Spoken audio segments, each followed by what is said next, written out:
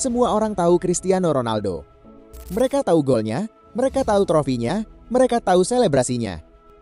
Tapi mereka gak benar-benar tahu di balik semua itu ada seorang anak kecil dari Madeira yang tumbuh bukan dengan kemewahan, tapi dengan kekurangan, dengan tekanan, dengan mimpi yang terlalu besar untuk ukuran anak seusianya.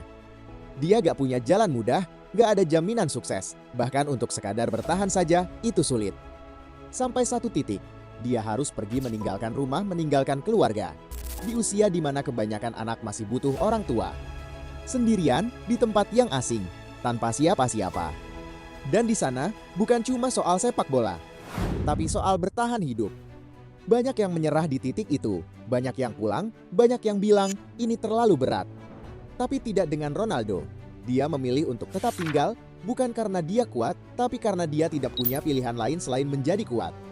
Dia mengorbankan segalanya, waktu, tenaga, kenyamanan, bahkan kebahagiaan sederhana. Karena hidupnya bukan lagi miliknya sepenuhnya. Hidupnya adalah target.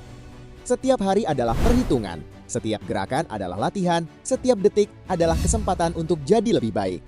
Dan hasilnya, dunia melihat angka, ratusan gol, trofi demi trofi.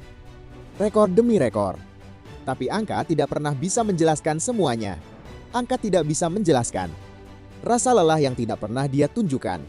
Angka tidak bisa menjelaskan tekanan yang dia rasakan setiap hari. Kenapa dia tidak pernah berhenti, bahkan saat usianya bertambah, bahkan saat orang lain mulai menurun. Dia tetap berlari, tetap melompat, tetap mencetak gol. Bukan karena dia harus, tapi karena dia tidak tahu bagaimana cara untuk berhenti.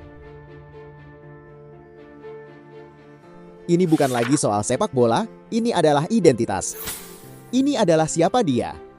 Seorang pria yang mengubah rasa takut menjadi bahan bakar.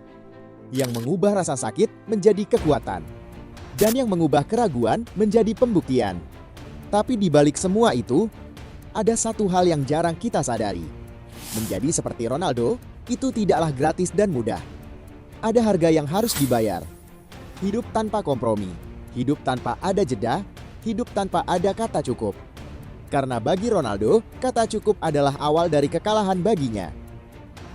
Dan mungkin, yang paling berat dari semua ini, bukan latihan, bukan pertandingan, bukan tekanan dari dunia, tapi tekanan dari dirinya sendiri.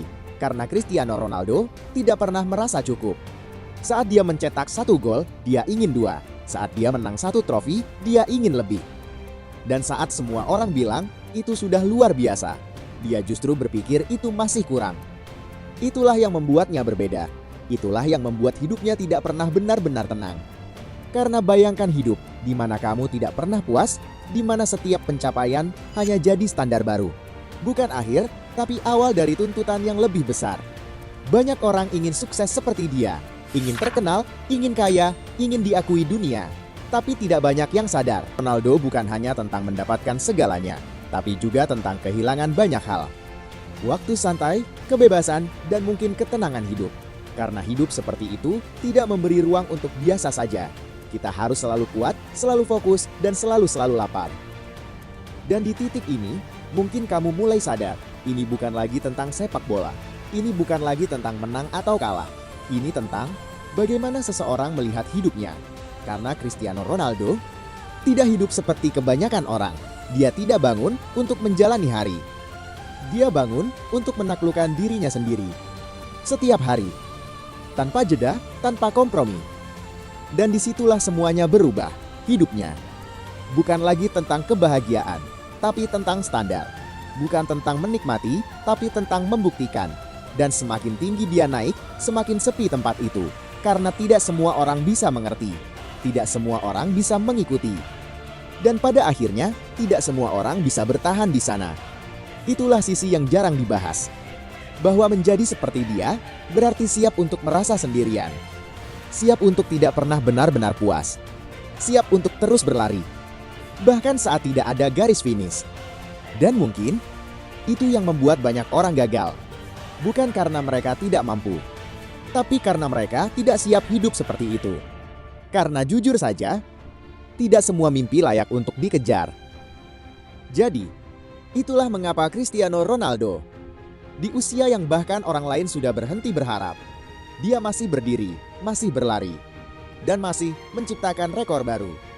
Kalau kamu tertarik dengan cerita-cerita seperti ini, tentang sisi yang tidak semua orang lihat, subscribe sekarang, karena masih banyak cerita sepak bola lainnya yang lebih dalam dari sekadar permainan.